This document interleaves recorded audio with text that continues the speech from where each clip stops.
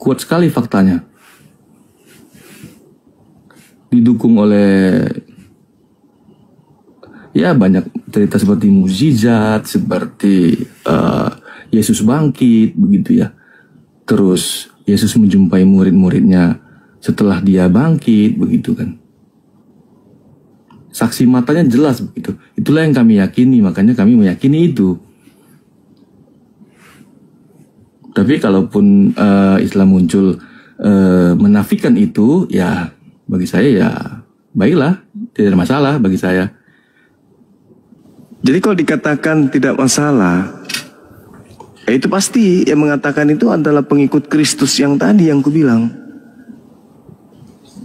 Kristus menginginkan ya agar manusia mempertuhankan dirinya, menganggap dirinya itu juga adalah Tuhan, sehakikat dengan Tuhan. Itu yang diinginkan oleh Kristus ini.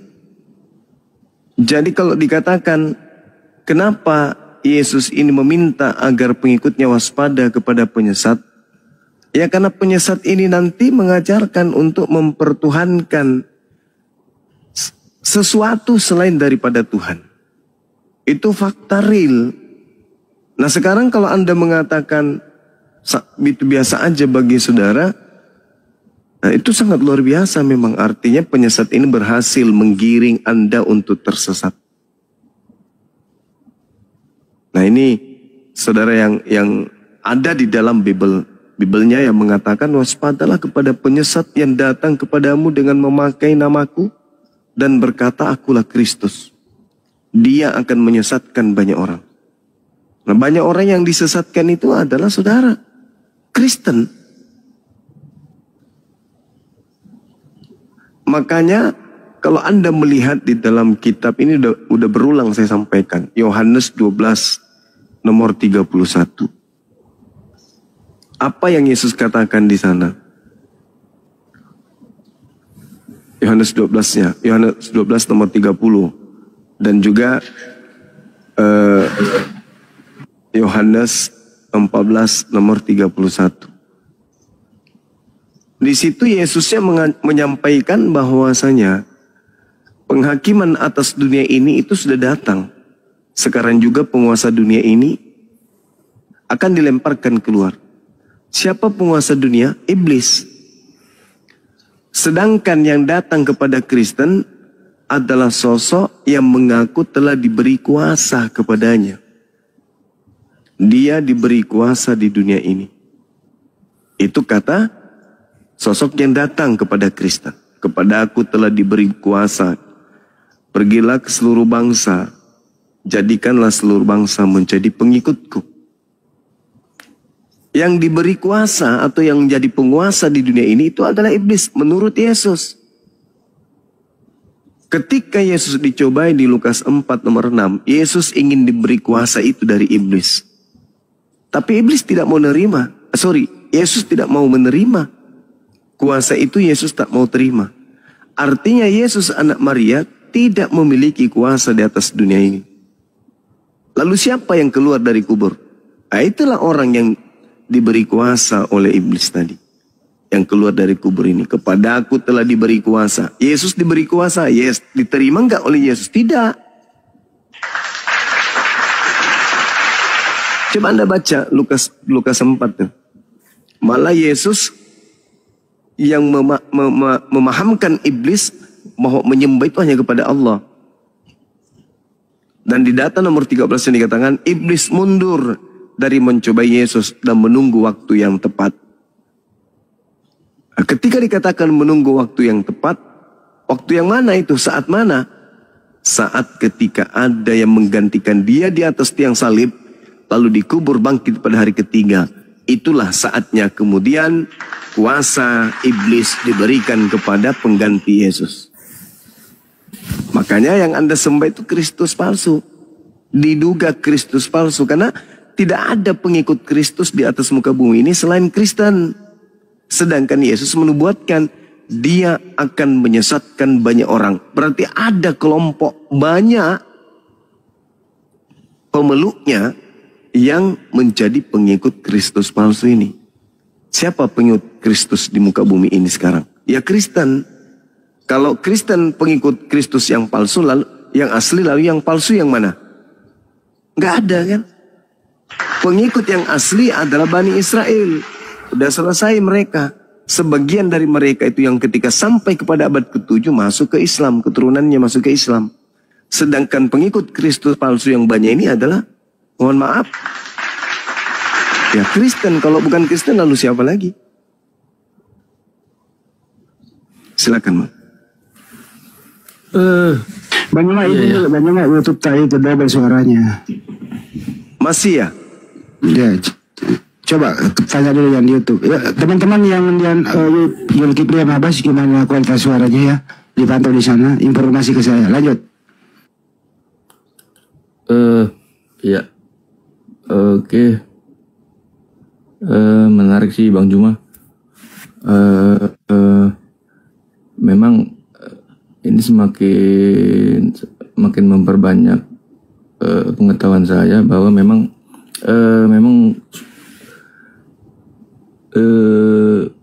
Bang Juma yang meyakini kitab yang Anda yakini sebagai kitab suci itu memang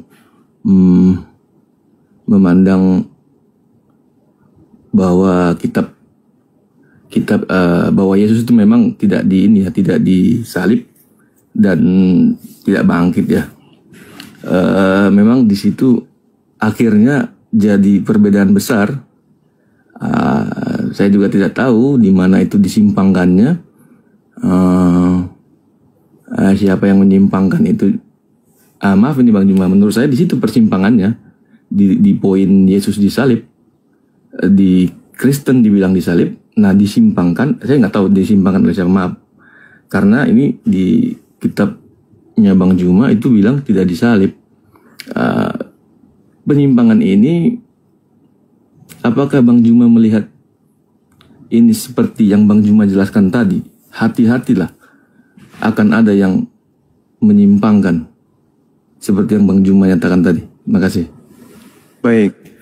Sederhana, Bung. Al-Quran datang justru menerangkan itu. Bahwa yang disalib itu adalah oknum lain.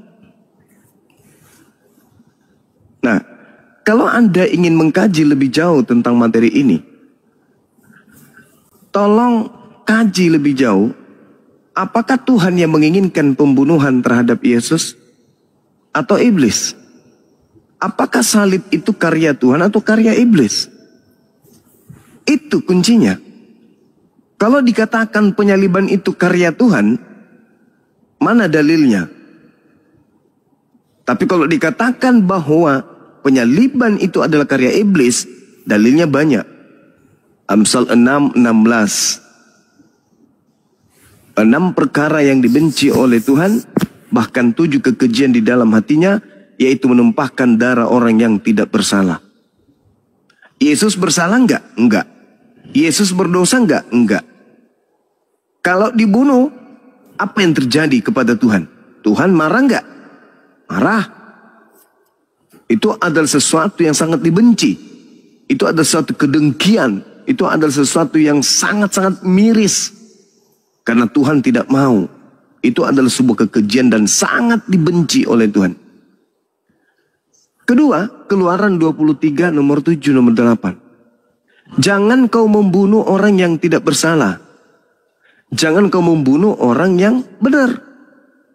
Membunuh Yesus, orang yang benar, orang yang tidak bersalah, apakah itu diperintahkan atau itu dilarang? Dilarang. Kalau dilanggar, dosa atau bukan? Dosa. Nah, ketiga, di dalam Yohanes 8:37 ketika Yesus ingin dibunuh, apakah Yesus mengiyakan? Tidak. Yesus mengatakan bahwa orang yang ingin membunuhnya adalah anak-anak setan. Orang yang ingin membunuhnya adalah anak-anak setan. Itu yang ketiga. Yang keempat, di dalam Ulangan 22, di dalam Galatia 3 nomor 13, Paulus sendiri yang memberikan indikasi kuat bahwa Kristus telah menebus Kristen dari kutuk hukum Taurat dengan jalan menjadi kutuk. Sebab ada tertulis, terkutuklah dia yang mati di atas tiang salib. Di mana tertulis? Ulangan 21 nomor 22 sampai nomor 23. Apabila ada orang yang melakukan dosa yang sepadan dengan hukuman mati, lalu kau gantung dia di atas pohon, di atas salib, maka jangan kau biarkan mayatnya menyentuh tanah. Sebab orang yang dikutuk oleh Tuhan, jangan kau biarkan mayatnya menyentuh tanah yang diwariskan Tuhanmu kepadamu. Berarti yang digantung di tiang salib ini adalah orang yang dikutuk Tuhan. Sedangkan Yesus itu adalah orang yang dikasihi. Dia adalah jalan, kebenaran, yang hidup. Kok dia dibunuh? Apa alasannya dia dibunuh? Satu-satunya alasan yang dia dibunuh itu adalah karena orang Yahudi tidak ingin bangsanya dirampas oleh orang Roma. Mana dalilnya? Yohanes 11 nomor 45 sampai nomor 57. Orang-orang Yahudi berunding, orang Farisi, mahkamah agama, semua berunding. Imam-imam kepala berunding. Bahaya kalau Yesus ini dibiarkan berkarya. Dia akan banyak mendapatkan pengikut. Untuk itu, dia harus mati. Maka mulai hari itu mereka sepakat membunuh Yesus. Yohanes 11 nomor 53. Kenapa mereka harus membunuh Yesus? Karena kalau tidak, maka orang Roma akan datang merampas tempat suci mereka dan bangsa mereka. Maka imam kepala Kayafas tahun itu juga bernubuat, Yesus harus mati demi bangsa Israel. Itu yang menyebabkan mereka membunuh Yesus. Di dalam Matius 27 nomor 18 tertulis, Gubernur Pilatus berkata, mereka orang-orang Yahudi menyerahkan Yesus untuk disalib karena dengki, bukan karena dosa waris. Jadi, kalau Anda mengatakan bertentangan, tidak bertentangan. Memang bukan Yesus yang dibunuh. Coba Anda lihat. Di dalam Yohanes 14 nomor 30. Apa yang dikatakan oleh Yesus di sana? Kita baca sama-sama supaya Anda tidak mengatakan bahwa yang diserupakan, yang menyelewengkan ajaran itu adalah Kristus palsu itu ada dalam Al-Quran. Tidak banyak lagi aku berkata-kata dengan kamu, sebab penguasa dunia ini datang. Tadi di Yohanes 12 nomor 31, penguasa dunia itu siapa? Iblis. Tidak lama lagi aku berkata-kata dengan kamu, sebab iblis ini datang dan iblis sedikit pun tidak berkuasa atas diriku. Yohanes 14 nomor 30, iblis ini telah datang dan iblis tidak berkuasa sedikit pun atas diriku. Artinya, iblis tidak berhasil kemudian menjadikan Yesus itu sebagai korban pembunuhan. Iblis merasuki Yudas. Apakah kemudian iblis berhasil melalui Yudas untuk menguasai atau berkuasa terhadap Yesus? Tidak. Berarti yang dibunuh di atas tiang salib itu bukan Yesus. Iblis sedikit pun tidak berkuasa atas diriku. Sedangkan yang mau membunuh Yesus itu adalah anak-anak iblis. Sedangkan Yudas itu juga adalah iblis. Di mana dikatakan Yudas itu iblis? Di dalam Yohanes 6 nomor 70. Bukankah aku yang memilih engkau yang 12 dan satu di antaramu adalah iblis, yaitu Yudas. Dan Yudas sedikit pun tidak berkuasa atas diriku. Yohanes 14 nomor 30. Yang terakhir, ketika Yesus berbicara, dia berbicara bukan kepada Kristen. Dia berbicara kepada Bani Israel yang sesama dengannya. Waspadalah supaya kamu jangan disesatkan. Kamu di situ Bani Israel angkatan pertama muridnya. Sebab banyak orang akan datang dengan memakai namaku dan berkata, akulah Kristus. Dia akan menyesatkan banyak orang. Akan banyak orang yang datang kepadamu, datang ke abad pertama, datang kepada murid Yesus. Jangan katakan datang kepada Kristen. Justru yang datang kepada Bani Israel adalah Kristen. Kristen datang membawa nama Yesus dan berkata Yesus itu adalah Kristus. Dan mereka akan menyesatkan banyak orang. Nah, makanya Kristen ini menyesatkan orang banyak. Kenapa? Karena mereka didatangi oleh Kristus palsu tadi. Seperti itu bang. Jadi bukan yang ada di abad ke-7. Kalau datang kepada Nabi Muhammad, itu adalah Jibril yang datang mengabarkan tentang kesalahan yang dibuat oleh orang-orang terdahulu terkait dengan Nabi Allah yang datang ke tengah Bani Israel, lahir tanpa ayah. Tidak ada ucapan Yesus, waspadalah kepada sallallahu alaihi wasallam. Gak ada. Tapi dikatakan waspadalah kepada Kristus. Kalau Anda berbicara mengenai Kristus di Islam, Nabi Isa atau Yesus tidak pernah datang kepada Nabi Muhammad untuk mengajar Nabi Muhammad. Wahai Nabi Muhammad, aku adalah Kristus. Kamu ini adalah Nabi terakhir. Itu nggak ada. Tapi kepada Paulus, Kristus mengaku. Di mana itu? Di dalam Kisah Para Rasul 22 dan juga Kisah Para Rasul 9. Akulah Yesus Kristus yang kau aniaya. Betul. Jadi yang menggenapi nubuatan Yesus tentang penyesat itu adalah, sekali lagi mohon maaf, Kristen. Demikian. Oke, terima kasih banyak bang penjelasannya. Shalom, selamat malam. Walaupun memang banyak yang bertentangan sekali ya dengan yang saya terima ya di pengajaran Kristen ya. Tapi ini penjelasan abang itu kalau saya simpulkan bahwa kayak sepertinya nih abang nih masih menerima beberapa bagian dari Alkitab, tetapi malah di poin pentingnya tidak menerimanya begitu ya. Saya anggap itu seperti itulah yang diajarkan di kitab abang, begitu ya. Gimana?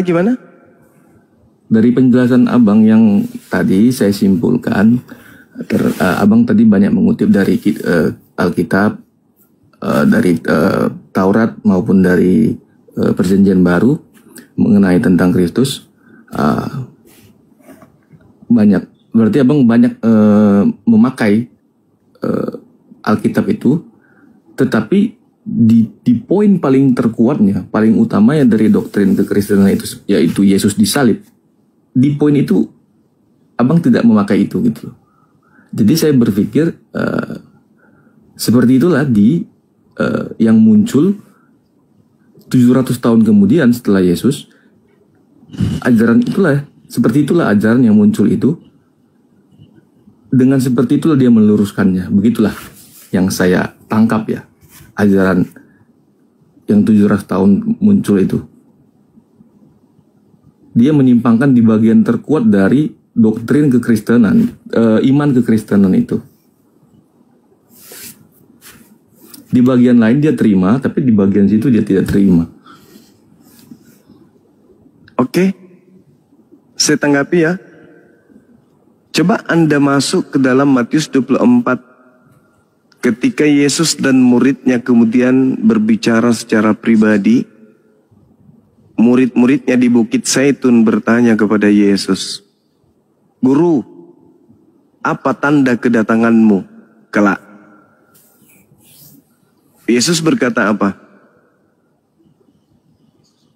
Tanda kedatanganku, kalau aku yang datang nih, bukan Kristus palsu. Pertama, seperti kilat yang menyambar dan bersinar dari timur sampai ke barat. Artinya seluruh manusia akan melihat laksana melihat matahari terbit sampai matahari terbenam. Ada nggak manusia di atas muka bumi ini tidak melihat matahari terbit dan sampai terbenam? Nggak ada kan? Artinya seluruh manusia akan melihat aku datang. Tanda kedua, matahari menjadi gelap, bulan tak bercahaya, bintang-bintang berjatuhan, kuasa-kuasa langit berguncang, dan aku akan nampak di tengah langit, seluruh manusia di atas muka bumi akan meratap, dan seluruh manusia akan melihat aku. Itu tanda kedatanganku. Selain itu, jangan kamu percaya. Matiusnya di data nomor 24, tepatnya di data 23 sampai nomor 26, apa kata Yesus? Jangan kamu percaya selain tanda tadi. Sebab apabila ada orang yang berkata kepadamu, lihat Yesus ada di sana, lihat Yesus ada di sini, jangan kamu percaya. Sebab Kristus palsu atau Yesus palsu dan nabi-nabi palsu akan datang dan menyesatkan banyak orang. Sekiranya mungkin dia menyesatkan juga orang pilihan. Camkanlah, aku telah mengatakannya terlebih dahulu kepadamu. Jadi apabila ada orang berkata ada di sini, ada Yesus di padang gurun, ada Yesus dalam bilik rahasia, jangan kamu percaya. Sebab sama seperti kilat menyambar dari timur sampai ke barat, demikianlah kelak nanti tanda kedatanganku. Itu kata Yesus, Bang. Pertanyaannya, apakah ketika ada yang mengaku Yesus kepada Paulus, tanda tadi sudah muncul? Matahari gelap, bulan tak bercahaya, bintang-bintang jatuh, dan seterusnya. Ada enggak tanda itu? Kalau tidak ada, apa kata Yesus? Jangan kamu percaya. Sebab yang datang itu adalah penyesat. Penyesat inilah yang mengajarkan Yesus yang asli disalibkan. Padahal Yesus yang asli itu tidak disalibkan. Dia terangkat ke langit. Apa buktinya? Coba Anda lihat di dalam Markus 14 nomor 50, nomor 51, nomor 52. Ketika terjadi penangkapan terhadap oknum yang diduga Yesus oleh tentara Romawi, semua muridnya lari meninggalkan Yesus. Tidak ada yang tinggal. Lalu kemudian ada seorang pemuda yang menggunakan kain lenan yang berjalan di belakang yang diduga Yesus, yang sudah ditangkap. Ceritanya kalau zaman sekarang sudah diborgol nih. Tapi ada seorang pemuda di belakangnya berjalan. Yang 11 murid kan sudah lari tuh. Yang 11 murid sudah lari, sedangkan Yudas masih ada di situ di antara mereka. Tapi tidak diterangkan Yudasnya yang mana. Nah, di tengah-tengah kejadian ini, tiba-tiba ada seorang pemuda yang menggunakan kain lenan yang ingin ditangkap juga, dikejar. Lalu dia melepaskan kain lenannya dan lari dalam keadaan telanjang. Pertanyaannya, kalau yang mereka tangkap ini benar-benar Yesus, kenapa harus menangkap lagi manusia yang satu tadi? Kan sudah ada Yesus ditangkap. Kenapa harus mengejar yang satu lagi? Bukankah hanya Yesus yang menjadi sasaran penyaliban?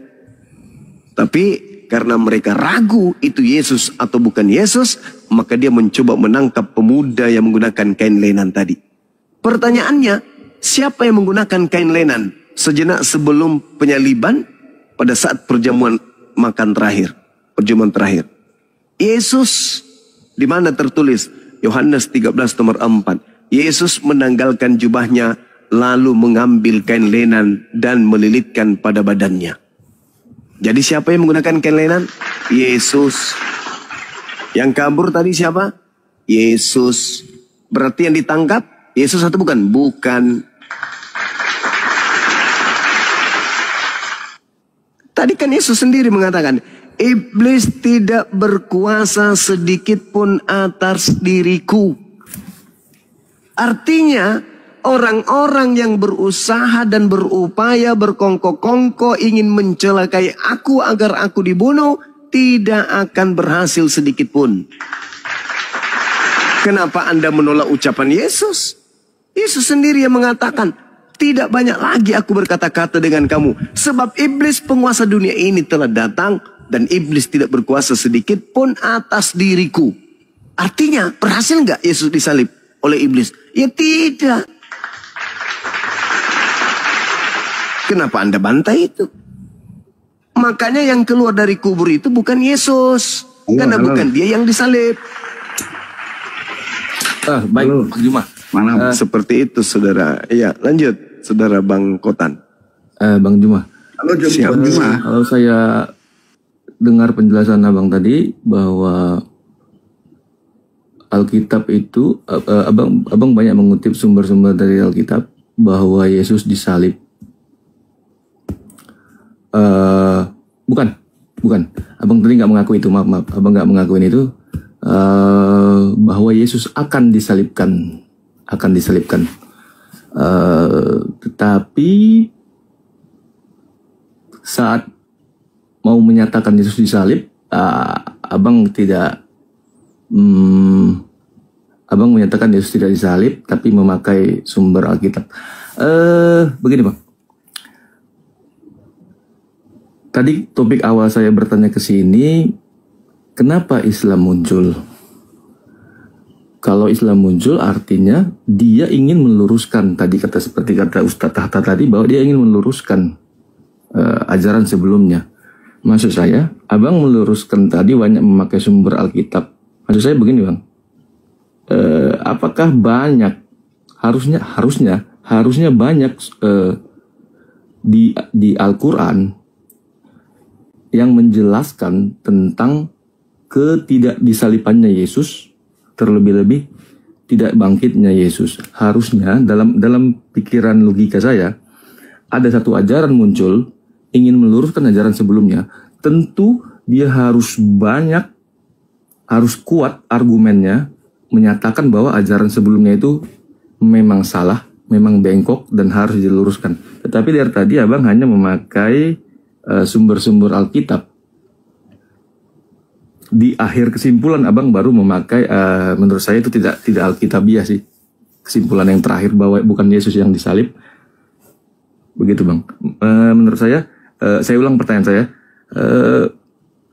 seberapa banyak sumber di Al-Quran yang mengkonfirmasi bahwa bukan Yesus yang disalib, apalagi bukan Yesus yang bangkit? Oke, saya jawab. Al-Quran surah An-Nisa menerangkan, A'udzubillahi minasyaitonirrajim. Wa qaulihim inna qatalnal Masiha Isa ibn Maryam Rasulullah wa ma qatalu wa ma salabu walakin syubbiha lahum wa innal ladina ikhtalafu fi lafi syakkim minhu ma lahum bihi min ilmi illa ittiba' zanni wa ma qataluhu yaqina.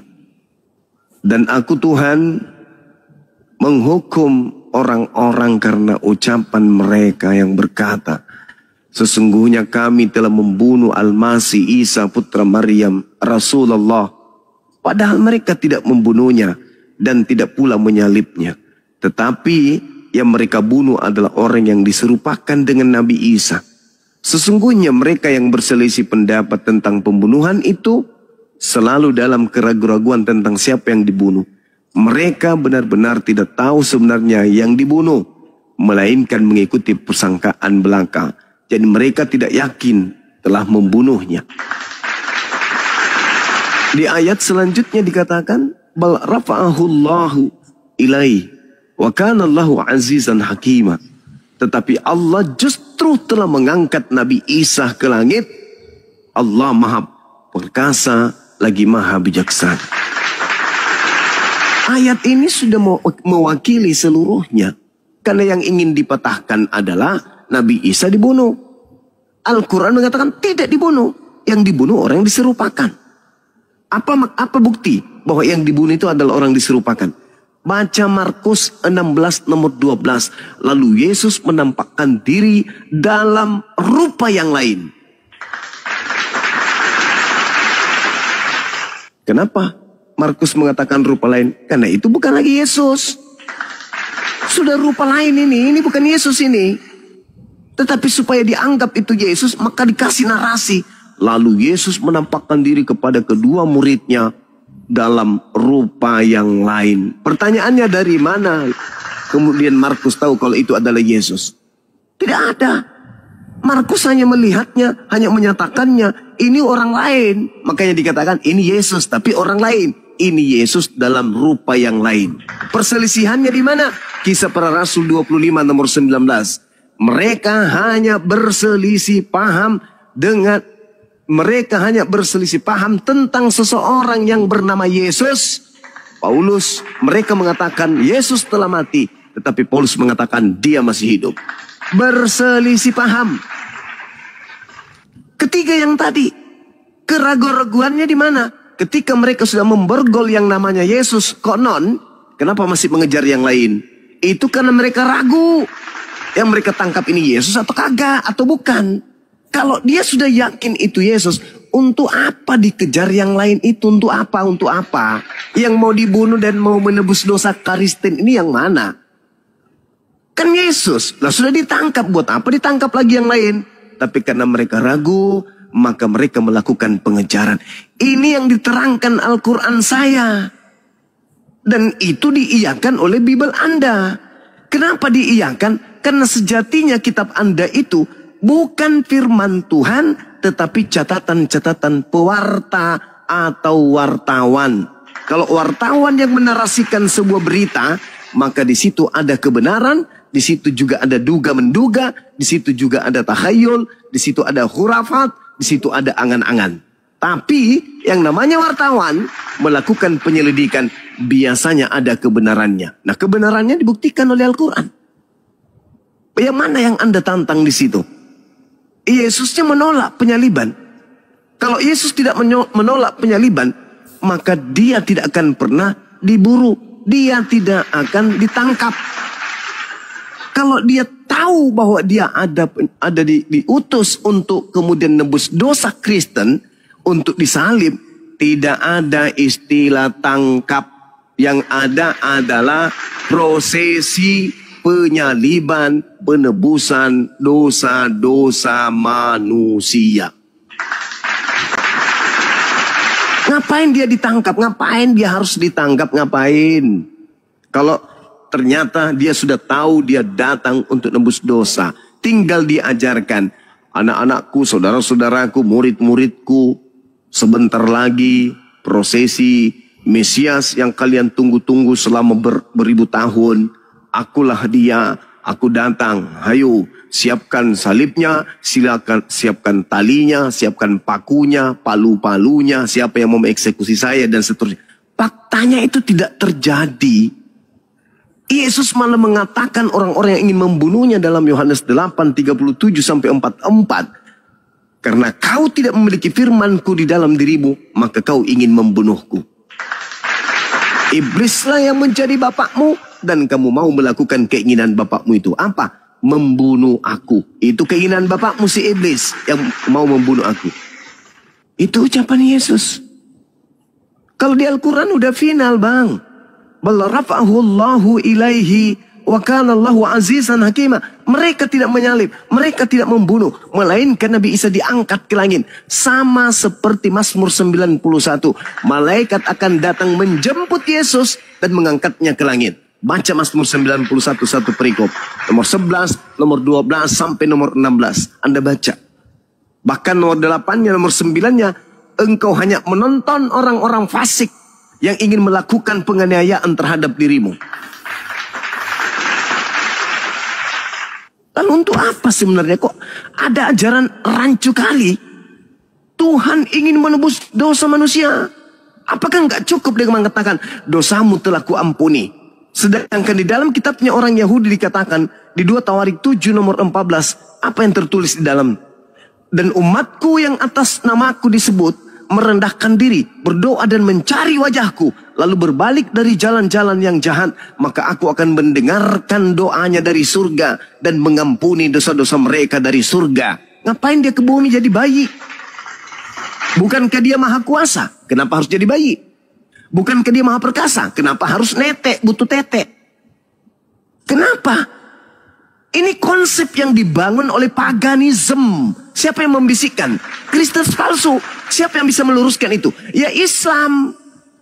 Kalau bukan Islam, lalu siapa lagi yang meluruskan itu? Memang buktinya di dalam kitab Anda sendiri muncul pengajaran-pengajaran di mana Yesus tidak disalibkan. Anda imani? Anda percayai? Tidak. Anda menolaknya. Maka Islam harus datang. Islam harus meluruskan itu. Nabi Isa alaihissalam, manusia suci yang terkemuka di dunia dan akhirat, tidak pernah menjadi korban pembunuhan untuk dosa-dosa pelaku maksiat. Nabi Isa atau Yesus terangkat ke langit. Itu dalil dalam kitab saudara. Iblis sedikit pun tidak berkuasa atas diriku. Sedangkan penyaliban itu adalah rekayasa setan. Coba Anda tunjukkan kepada saya mana dalilnya bahwa Tuhan datang untuk dibunuh. Atau Tuhan merencanakan penyaliban terhadap Yesus. Mana dalilnya? Tunjuk kepada kami. Belum lagi tujuan penyaliban itu apa? Mimpi angan-angan. Dia datang untuk menebus dosa waris. Dosa apa yang diwariskan oleh Adam? Itu kan tujuannya. Adam difitnah demi untuk kemudian menebus dosa Adam. Tidak ada dosa Adam. Al-Quranul Karim kemudian menerangkan di dalam Al-Isra ayat 70. Apa kata Allah? Allah subhanahu wa ta'ala menjelaskan kepada kami. A'udzubillahi minasyaitonirrajim. Bismillahirrahmanirrahim. Walaqad karramna bani Adam wa hamalnahum fil barri wal bahri wa razaqnahum minat thayyibah dan seterusnya. Dan sesungguhnya telah kami muliakan anak-anak Adam. Kami angkut mereka di daratan dan di lautan. Kami beri mereka rezeki dari yang baik-baik dan kami lebihkan mereka dan kelebihan yang sempurna atas kebanyakan makhluk yang telah kami ciptakan. Adam itu anak-anak keturunannya dimuliakan, bukan dikutuk. Dan memang tidak ada dalilnya di Bible. Di Perjanjian Lama nggak ada itu Adam dikutuk, nggak ada. Adam itu dimuliakan, anak-anak Adam itu dimuliakan. Walaqad karramna bani Adam, yang mengatakan anak Adam itu mewarisi dosa sehingga dia harus ada yang mati untuk dosa. Itu setan. Mana dalilnya? Ada mewariskan dosa sehingga harus ada yang menjadi tumbal di atas tiang salib. Ada nggak? Nggak ada dalilnya. Nggak ada. Mau pendeta sekelas langit ketujuh pun tak akan pernah bisa menunjukkan dalil dosa waris. Jadi ini cuma murni akal-akalan, sibelisis, supaya dia dihakikatkan dengan pencipta langit dan bumi. Bukankah iblis yang ingin menyamai Tuhan? Dengan Anda melantik Kristus sekekat dengan Tuhan, Anda sudah menolong iblis untuk mencapai cita-citanya. Wa ikhwanuhum yamuddunahum fil ghayyi tsumma la yuqsirun. Saudara-saudara setan adalah orang-orang kafir yang membantu setan untuk mendurhakai pencipta langit dan bumi. Dengan Anda melantik Kristus itu sebagai sekekat dengan Tuhan, Anda pahlawan iblis. Anda saudaranya iblis. Iblis terkekeh kemudian melihat keadaan Anda. Manusia yang kemudian tak berdaya yang datang kepada Bani Israel. Aku tak bisa berbuat apa-apa dari diriku sendiri. Bahkan berkata pun bukan dari diriku sendiri. Kok tiba-tiba jadi Tuhan dia, sekekat dengan pencipta. Ini pekerjaan siapa? Sibilis. Sibilis yang punya pekerjaan. Apa buktinya? Kalau itu pekerjaan Yesus, lihat di Matius 7 nomor 22 nomor 23. Kalau itu pekerjaan Yesus, lalu kenapa orang-orang yang memanggilnya Tuhan bernubuat pakai namanya, mengusir setan pakai namanya, dan memanggilnya Tuhan itu diusir dan dikatakan sebagai pembuat kejahatan? Kenapa? Kok jadi bertentangan? Yesus yang Kristus yang sibilis mengatakan pergilah ke seluruh dunia, jadikan seluruh bangsa menjadi pengikutku. Nah, ketika orang-orang ini sudah menjadi pengikutnya, kok malah diusir oleh Yesus? Ternyata ia memerintahkan menjadikan manusia lain untuk menjadi pengikutnya adalah Yesus yang berbeda dengan Yesus yang mengusir orang-orang yang menjadi pengikut, yang menjadikannya kemudian menjadi oknum yang harus diikutin. Jadi antara Yesus yang asli dengan Yesus sibilis itu berbeda, kawan. Jangan kau salahkan Islam. Islam justru datang sebagai jalan satu-satunya untuk menyelamatkan anak manusia, khususnya orang-orang Kristen. Anda jadi Kristen hari ini, ya.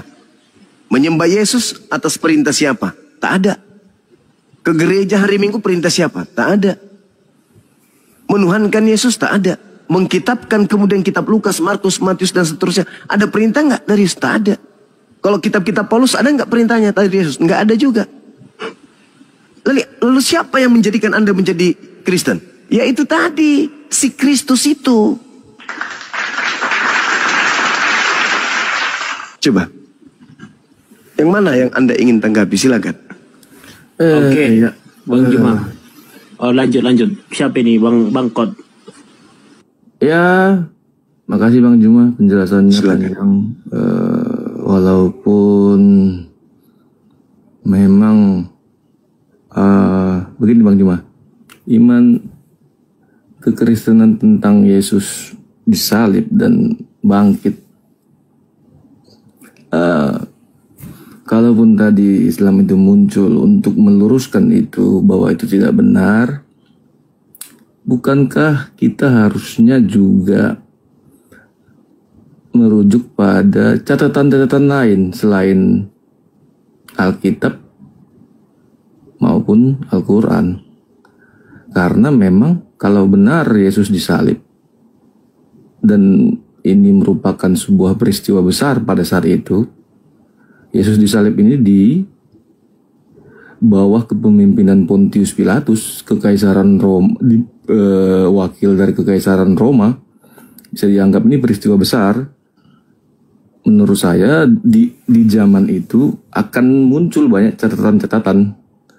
Di zaman itu sudah banyak penulis-penulis dan tulisan-tulisan ini juga mengkonfirmasi tentang peristiwa sejarah itu. Jadi inilah yang semakin menguatkan orang Kristen bahwa memang ajaran ini ya memang didasari oleh fakta sejarah. Jadi menurut saya kalaupun ada ajaran yang muncul yang mau bilang itu untuk meluruskan itu, kalau menurut saya untuk membantah fakta sejarah yang begitu banyak, bagaimana ya mau menjelaskannya ya? Ada satu ajaran muncul untuk membantah satu ajaran yang benar-benar kuat fakta sejarahnya, itu harus seperti apa ya? Saya juga bingung. Untuk dia harus lebih banyak lagi faktanya Bang Juma, harus lebih jelas lagi. Seperti kayak tadi aja, jadi penjelasan Bang Juma, jadi tadi saya lihat banyak juga bertentangan dengan kita di Kristen, seperti diserupakan ya Bang Juma, diserupakan dengan Yesus. Diserupakan dengan Yesus, Bang Juma bilang tadi Yudas ya. Sementara Yudas sendiri pun itu ceritanya berbeda. Dan bukan, jangan fokus ke Yudas saja, banyak lagi Bang Juma. Fakta-fakta sejarahnya itu berbeda. Jadi bagaimana ya saya bilang ya, kalau ada ajaran baru yang membantah ajaran yang begitu kuat, kalau saya mau analogikan kira-kira begini Bang Juma, tentang Indonesia merdeka dideklarasikan Soekarno-Hatta tahun 1945, kemudian faktanya kuat, catatan Jepang ada, Belanda ada, terus berapa ratus tahun kemudian dibantah itu. Saya pikir ya harusnya 700 tahun kemudian manusia harusnya sudah lebih kritis. Kalau kita pengen membantah satu ajaran, harusnya harus dibekali dengan tidak cukup hanya dengan pernyataan saja kayak yang Bang Jumat tadi katakan, karena ternyata pada akhirnya membantah satu poin, akhirnya poin yang lain juga ikut harus dibantah. Kayak tadi Bang Juma bilang yang diserupakan itu Yudas Iskariot, berarti Al-Quran juga harus membantah bahwa Yudas Iskariot itu mati bunuh diri, dan tanah yang tempat dia jatuh itu sekarang masih ada gitu loh, tanah darah ya, dan itu diakui Ini aja Pak, poinnya Pak, yang kelama, poin-poin. Poin saya adalah membantah satu poin kuat di dalam sejarah Yesus disalib, pada akhirnya harus membantah poin-poin lain. Begitu. Apakah poin-poin lain itu juga dibantah di Al-Quran? Ya, cukup Pak, gantian kelamaan. Silakan Pak Joma. Ya, sorry saudara Bang. Al-Quran juga mengatakan bahwa penyaliban itu ada. Kalau sejarah mengatakan salib itu terjadi, ya Al-Quran juga mengatakan penyaliban itu memang ada. Cuman yang jadi permasalahan yang disalib ini siapa? Apa alasan? Jangan ke Al-Quran. Di dalam kitab saudara. Apa alasannya orang Kristen pingin kali Yesus yang disalib? Penyaliban itu terjadi. Innama jazaa'ul ladina yuharibuna Allah wa rasulah wa yas'auna fil ard fasadan au yuqattalu au yusallabu. Al-Quran mengatakan penyaliban itu terjadi. Tetapi penyaliban itu terjadi bagi orang-orang yang membenci ajaran Tuhan. Membenci Rasul Tuhan. Dan penyaliban itu terjadi terhadap orang-orang pelaku dosa. Dan itu seirama dengan Bible. Sampai orang ini jadi orang terkutuk loh di atas tiang salib. Lalu dikatakan dalam Ulangan 21 nomor 22 nomor 23. Yang disalib itu adalah orang yang dikutuk oleh Tuhan. Sekarang ada nggak orang Kristen yang mampu menunjukkan dosa Yesus yang menyebabkan dia dikutuk oleh Tuhan? Ada nggak? Kalian cuman bernafsu aja, dosa-dosa kalian ajanya yang ingin dihapuskan oleh Yesus melalui darahnya. Itu mimpi kalian kan saudaraku? Tapi dasar pijakan dalilnya mana? Tak ada kan, kecuali ajaran-ajaran yang muncul setelah Yesus itu pergi. Justru yang muncul ini ajaran yang dinubuatkan, menyesatkan. Syukran Bunda. Tapi yang melatar belakangi penyaliban itu apa? Dosa waris, dalil. Ada nggak? Tak ada. Tetapi ini terus diusung 2000 tahun lamanya. Pembodohan dan penipuan serta kebohongan yang secara turun-temurun, secara masif, terstruktur dan terencana digaungkan terus. Tapi sampai hari ini tak ada satupun orang Kristen yang mampu menunjukkan dosa waris itu dalilnya di mana. Hanya menjual terus, tapi tak ada dalil. Al-Quran mengatakan penyaliban terjadi. Tapi yang disalib itu bukan orang yang suci. Yang disalib itu adalah pelaku dosa besar. Galatia 13 memberikan kemudian rumusnya. Sebab ada tertulis, terkutuklah orang yang mati digantung di atas tiang salib. Terkutuklah. Pertanyaan saya, Yesus yang adalah orang mulia ini, kenapa bisa dikutuk? Al-Quran mengatakan yang dikutuk itu adalah pelaku dosa besar. Sedangkan Ulangan sendiri menerangkan apa? Terkutuklah orang yang makan suap. Ulangan 27 nomor 25. Sekarang apa alasannya Yesus terkutuk? Pernah makan suap? Tidak. Lalu siapa yang makan suap? Yudas. Bahkan Yesus mengatakan apa? Anak manusia memang harus pergi sesuai yang tertulis tentang dirinya. Anak manusia Yudas kan? Yes. Yesus juga anak manusia kan? Ya. Baca Amsal 21 nomor 18. Pengkhianat dipakai Tuhan untuk menggantikan orang yang benar. Dan orang fasik dipakai tebusan untuk orang yang jujur. Memang ada upaya kepada orang benar ini untuk dibunuh. Ada upaya. Tetapi digantikan oleh orang fasik. Digantikan oleh pengkhianat. Makanya Yesus mengatakan, "Enyalah iblis." Dia mengatakan itu kepada siapa? Kepada Petrus. "Enyalah iblis, sebab engkau tidak memikirkan, sebab engkau memikirkan apa yang dipikirkan manusia. Engkau tidak memikirkan apa yang dipikirkan oleh Tuhan." Apa yang dipikirkan oleh Tuhan? Aku Tuhan akan menggantikan orang benar dengan orang fasik. Aku akan menebus orang yang jujur dengan menggunakan pengkhianat. Sehingga ketika digaungkan Yesus harus ditangkap, Yesus harus bla bla bla bla dan seterusnya. Yes, memang.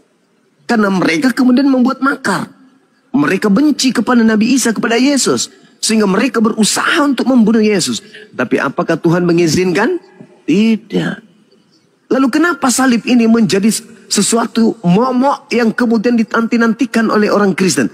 Karena itu adalah kesempatan iblis masuk untuk menjual keselamatan kepada mereka yang tidak menggunakan akal. Dengan menumbalkan manusia di atas salib, maka orang-orang yang malas ibadah, yang gemar memenuhi syahwatnya dengan makanan-makanan yang diharamkan, tidak bersunat, itu bisa terlampiaskan dengan puas. Konsep keselamatan apa? Coba. Di mana ada Tuhan Elohim? Yotepape menerangkan keselamatan itu adalah membatalkan hukum Taurat. Di mana? Di mana kemudian ada keselamatan dari Elohim? Selamat dengan membunuh orang-orang sebagai tebusan. Itu di mana dalilnya? Tak ada. Itu semua konsep yang hanya duga-menduga. Hanya halusinasi aja itu. Kecuali ada dalil. Kalau ada dalil tunjukkan. Selesai kita.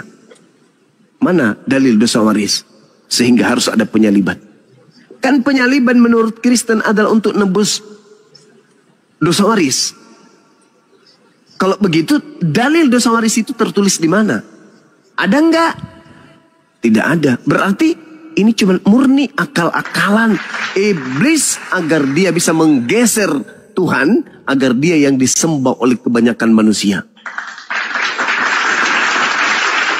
Sekarang siapa yang tertawa ketika orang-orang Kristen 2 miliar menyerahkan jiwa-jiwa mereka kepada konsep penyaliban? Siapa yang tertawa? Tuhan? Tidak mungkin. Tidak mungkin. Coba Anda lihat di dalam Matius 19 ketika Yesus ditanya, Guru, apa yang harus aku lakukan supaya aku masuk surga? Apa kata Yesus? Jangan kamu membunuh. Tuh kata Yesus tuh. Berarti membunuh tidak selamat. Mengimani pembunuhan sebagai jalan keselamatan itu konyol. Kata Yesus loh itu.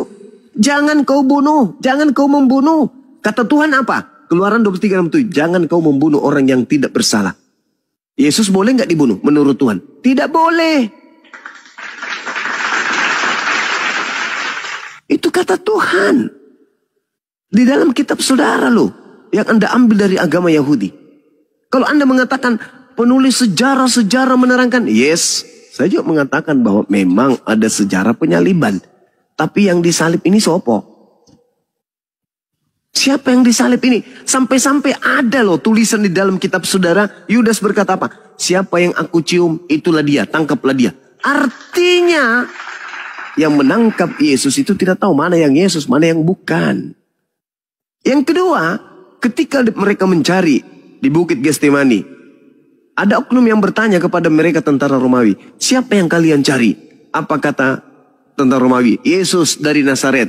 Lalu menjawab orang itu, akulah dia. Loh, masa kayak gitu? Harusnya ketika yang bertanya benar-benar Yesus, siapa yang kalian cari? Mereka akan menjawab, kamu yang kami cari. Masa ketemu Yesus mengatakan, kami mencari Yesus dari Nazaret. Lah, parah ini. Bagaimana orang yang mengenal Bang Suma datang kepada Bang Suma ketika Bang Suma bertanya kepada mereka, siapa yang kalian cari? Kami mencari Bang Suma, Pak. Orang dari Makassar. Loh, saya sendiri. Kalau mereka mengenal saya, maka dia akan mengatakan, saya mencari engkau. Tapi karena mereka tidak mengenal yang namanya Yesus, maka dia berkata, kami mencari Yesus dari Nazaret. Nah, kesempatan iblis itu berkata apa? Akulah dia. Akulah yang kalian cari. Ditangkap. Yang lari telanjang tadi yang asli Yesus. Ini yang diterangkan Quran saya. Tapi kalau saudara tetap saja ngotot, tidak. Yesus yang harus mati. Oke. Tapi tolong tunjukkan kepada saya pembenarannya dari Elohim. Bahwa orang yang dikasihi ini harus mati untuk dosa-dosa para pendosa. Ada nggak dalilnya? Ada nggak dalil dosa waris? Kalau ada, kita selesai. Saya turun dan saya tutup yayasan saya. Silakan. Ada nggak dalil dosa waris? Oke. Terima kasih Bang Juma. Silakan, Bang. Kalau tadi Bang Juma memang memakai surat An-Nisa ya Bang? An-Nisa Al-Maidah. Ya, untuk mengkonfirmasi ayat itu saja yang membantah penyalipan Yesus ya. An-Nisa betul. Penyalipannya memang ada, tapi yang disalib itu yang bukan Yesus, bukan Nabi Isa ya. Oke. Abang memakai itu begini, berarti ajaran yang muncul 700 tahun kemudian ini, terutama di surah An-Nisa, inilah yang membantah, meluruskan ajaran sebelumnya.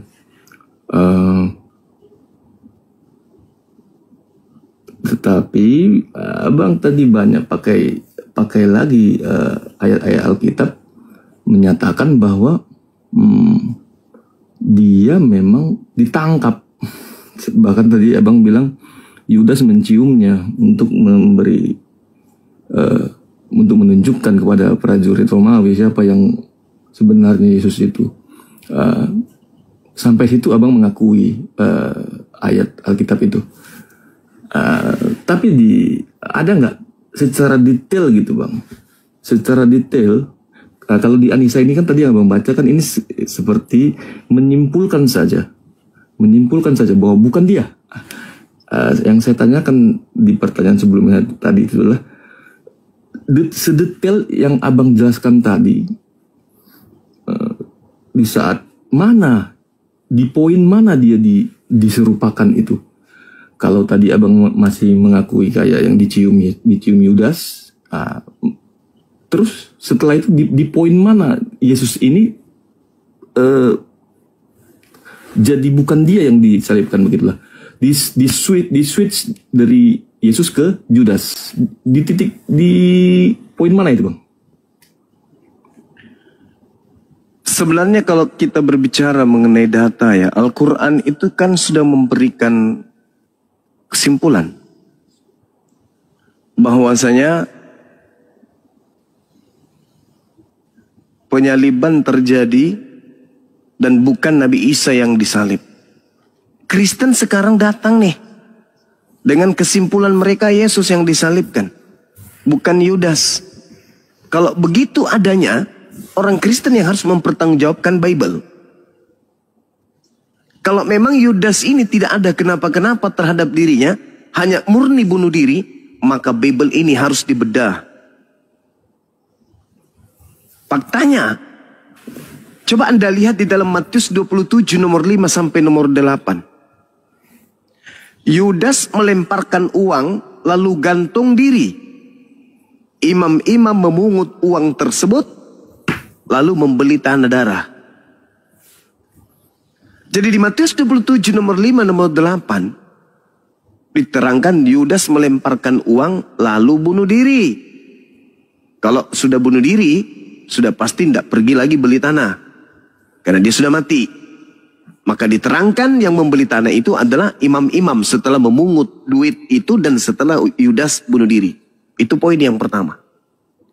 Yang kedua, di dalam Kisah Para Rasul 1:18-19, Yudas membeli tanah lalu bunuh diri. Ini pemberitaan wartawannya mengacaukan orang-orang akademisi, mengacaukan orang-orang intelektual. Para cendekiawan itu dikacaukan oleh pemberitaan wartawan ini. Wartawan yang satu mengatakan, Yudas beli tanah dulu, lalu bunuh diri. Berarti beli tanahnya dia sendiri yang membelinya, lalu setelah membelinya, Yudasnya bunuh diri. Tetapi di dalam Matius 27 nomor 5 nomor 28, nomor 5 sampai nomor 8, Yudas melemparkan uang itu, tidak membeli tanah lalu bunuh diri. Imam-imam datang memungut uang itu setelah bunuh diri Yudas, lalu imam-imam membeli tanah. Kalau mau cuman modal percaya saja, Kristen lolos. Tapi sayangnya kita ini manusia yang berakal. Dituntut beragama dengan menggunakan akal. Maka dalil demi dalil yang disajikan oleh surat kabar Anda, saya katakan surat kabar karena yang membawakan ini adalah pewarta, itu tidak rasional dan tidak bisa dijadikan sebagai rujukan ilmiah di dalam memecahkan satu permasalahan. Maka solusi terakhirnya adalah cerita-cerita yang mengelilingi tentang penyaliban itu syarat dengan dusta dan kebohongan. Yang benar Al-Quran. Kenapa saya katakan yang benar Al-Quran? Bible mengiyakan itu. Kenapa Bible saya katakan mengiyakan? Pertama, karena yang digantung di tiang salib adalah pelaku dosa besar. Pertanyaannya, bisakah seorang Kristen atau 2 miliar Kristen menunjukkan dosa yang dilakukan oleh Yesus sehingga pelimpahan kutukan Tuhan tertuju kepada dirinya? Bisakah? Kalian yang 2 miliar ini menunjukkan dosa Yesus yang menyebabkan dia dikutuk? Sebab yang disalib ini adalah orang yang dikutuk Tuhan. Apa dosa Yesus? Kalau di kami nggak mungkin. Maryam ayat 19. Isa adalah manusia suci, terkemuka di dunia dan di akhirat. Sebagai manusia suci, mustahil dikutuk. Apesnya di Kisah Para Rasul 4 nomor 30, Yesus disebut manusia suci, hamba yang suci. Apesnya lagi diberitakan kemudian di dalam Ibrani 5 nomor 7, sebagai manusia Yesus mempersembahkan doa kepada Bapa yang sanggup menyelamatkannya dari kematian. Dan atas kesolehannya doanya dikabulkan. Lalu yang disalib siapa kalau begitu? Ya penggantinya yang kalian tuhankan. Itu loh. Jadi Al-Quran dalam hal ini udah final, saudara. Al-Quran datang bukan untuk menceritakan tentang biografi seseorang. Karena Al-Quran itu bukan buku sejarah murni. Bukan sejarah yang kemudian dicatat. Tidak, ini wahyu ilham. Yang menerangkan kaidah iman yang benar itu seperti ini. Patahkan kepercayaan yang seperti itu. Yang benar adalah begini. Nabi Isa tidak dibunuh, melainkan dia diangkat ke langit. Untuk datang kedua kalinya. Makanya dia datang kedua kalinya. Kenapa dia datang? Sebagai bukti kalau dia itu tidak dibunuh. Maka dia datang untuk yang kedua kalinya. Ingat saudara, sehari bagi Tuhan itu 1000 tahun bagi kita. Jadi kalau Nabi Isa diangkat ke langit, kiamat terjadi nanti di 3000 tahun ke depan. Bagi Tuhan itu hanya 3 hari. 3 hari bagi Tuhan itu bukan hal yang berat untuk menghidupkan Yesus di langit. Karena yang menghidupkannya adalah Tuhan. Bukan Yesus hidup sendiri. Jadi tak ada masalah dia di langit hidup sampai hari ini. Dia datang kelak menjadi hakim. Kenapa dia datang menjadi hakim? Karena ada terdakwa. Tidak ada hakim kalau tidak ada terdakwa. Kalau ada terdakwa harus ada hakimnya. Siapa yang terdakwa? Kristen. Mana dalilnya? Matius 7:22 nomor 28. Pada hari terakhir nanti banyak orang akan memanggil aku Tuhan, Tuhan, Tuhan. Bukankah kami bernubuat pakai namamu? Mengusir setan pakai namamu? Bermujizat pakai namamu? Pada hari terakhir itulah kelak aku akan berkata kepada mereka, enyahlah daripada aku tidak mengenal kalian. Kalian semua adalah pembuat kejahatan. Kenapa bisa? Ya karena kalian menuhankan Yesus Kristus yang bukan anak Maria. Anak Maria hanya nabi. Yohanes 12 nomor 48. Barang siapa yang menolak aku, tidak menerima firmanku, dia sudah ada hakimnya. Yaitu perkataan yang pernah aku ucapkan. Perkataan itulah kelak yang akan menjadi hakimnya di akhir zaman. Seperti itu, saudara. Saya kira saya Assalamualaikum cukup ya. Waalaikumsalam warahmatullahi wabarakatuh. Ada info penting banget Bang Zuma. Apa itu ya? Penting banget. Ini kafir la'natillah parah lagi sekarang caranya Bang Zuma. Ini live-nya Bang Zuma yang sekarang dia siarkan. Nah, ini coba Bang Zuma bunyi, pasti bunyi di sini. Dia siarkan. Oh iya itu bunyi. Dia langsung rungkat. Teman-teman langsung cari akun ini, langsung report. Dia nyari GIF ini. Dia nyari GIF debat kita malam hari ini disiarkan di tempat dia, akan tetapi isi daripada akunnya ini semua memfitnah Bang Zuma semua nih isinya. Biar dianggap itu Bang Zuma ya. Nah, biar dianggap itu Bang Zuma, dan kemudian saya paham itu pakai YouTube TikTok Studio, dia besarin Bang Zuma doang. Waduh. Dihantam juga sama tentara Romawi. Saya kira begitu ya, saudara Bang Kobar. Ya, Bang Zuma. Ya, silakan Bang. Biar nggak ngantuk ini Bang Katon, mestinya Bang Katon juga memberi jawaban dong atas pertanyaan Bang Zuma. Pertanyaan tadi itu nggak dijawab, selalu mengatakan bahwa kenapa cuman segitu aja yang membantah Nabi Isa tidak disalib. Bang Katon kalau bisa Anda jawab dong, apa alasan, apa dalilnya sehingga orang seperti Yeshua Amasya yang mulia ini Anda percaya sekali dia itu mati terkutuk di tiang salib. Nah itu yang ditanyakan Bang Zuma, Anda nggak jawab. Apa alasan dan dalilnya? Kenapa Anda tega-teganya mengimani percaya manusia Yeshua Amasya yang mulia ini mati terkutuk di tiang salib? Sekali-kali dijawab dong. Lanjut. Baik Bang. Ya memang kan di kekristenan itu memang seperti yang Bang Zuma mintakan tadi, kita harus memakai akal ya. Di kekristenan itu kita memakai akal, kita tentang penyaliban Yesus ini. Kalau di Injil ada 4 Injil itu menjelaskan itu semua. Pak Handi dan Bang Zuma menjelaskan itu semua. Terlepas dari itu, mengenai fakta sejarahnya, sumber-sumber di luar Alkitab pun itu mengkonfirmasi itu.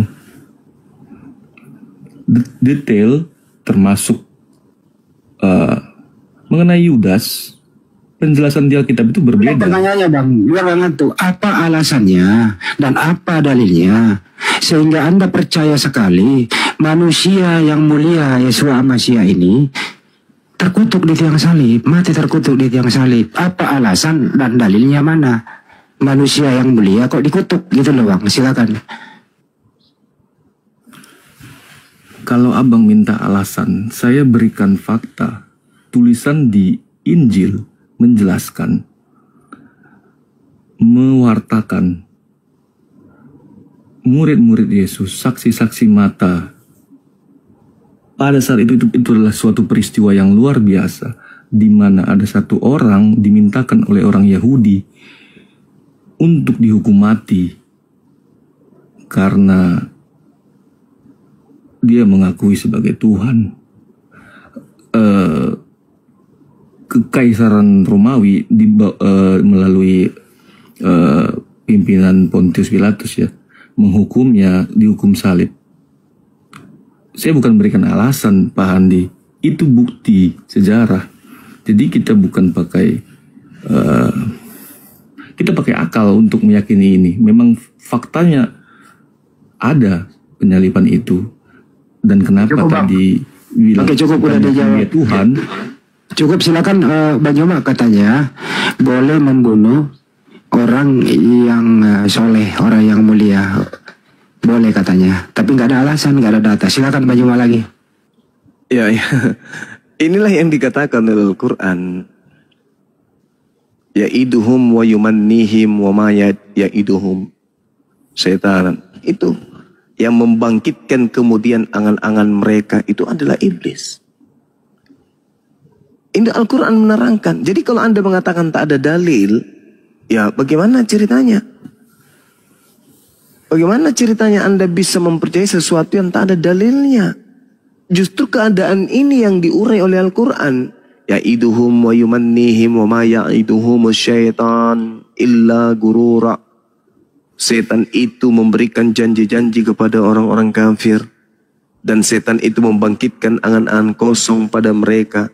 Dan setan itu yang menjanjikan tipuan belaka, hanya menjanjikan tipuan belaka kepada mereka. Ini kata Al-Quran.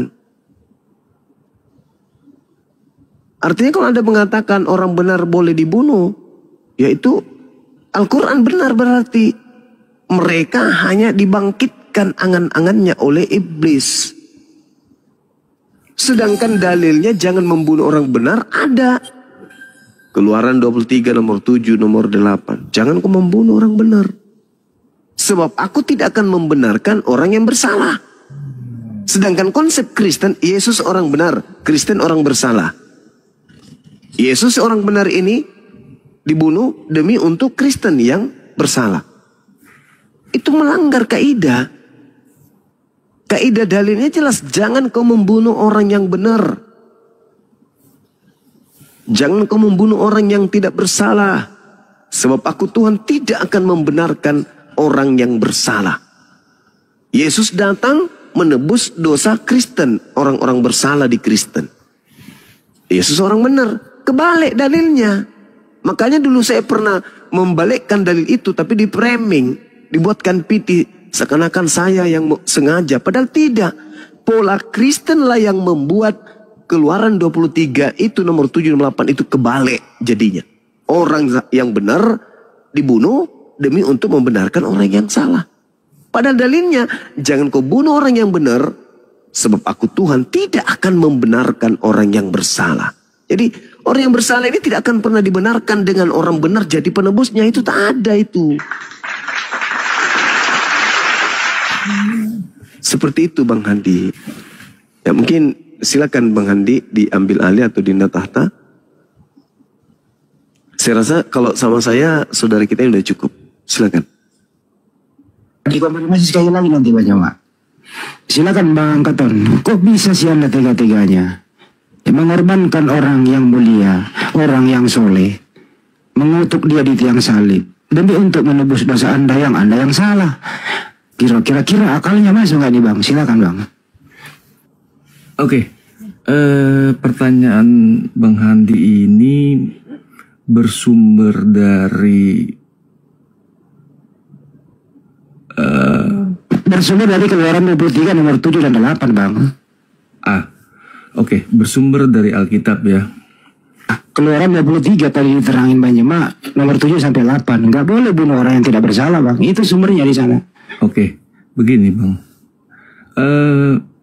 Kalau ada suatu klaim yang membantah klaim yang tentang peristiwa yang terjadi sebelumnya, kalau logika kita ya Bang, harusnya yang membuat klaim baru ini dia tunjukkan bukti baru Bang, bukan dia pakai kisah yang sebelumnya.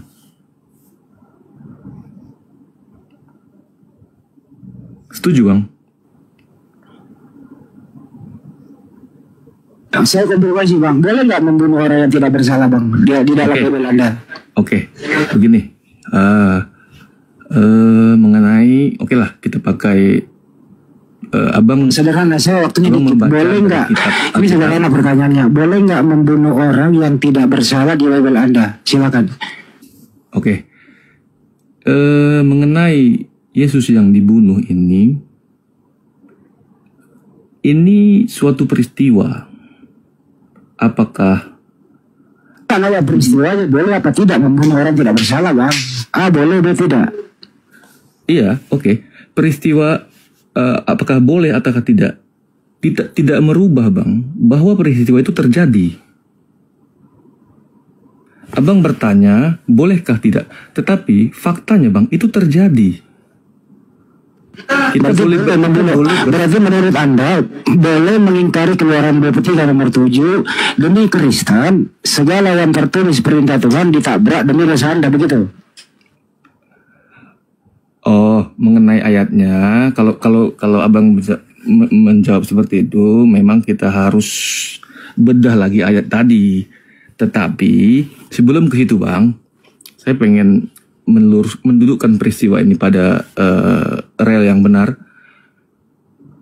Pertanyaan saya dari awal sekali ke Ustadz.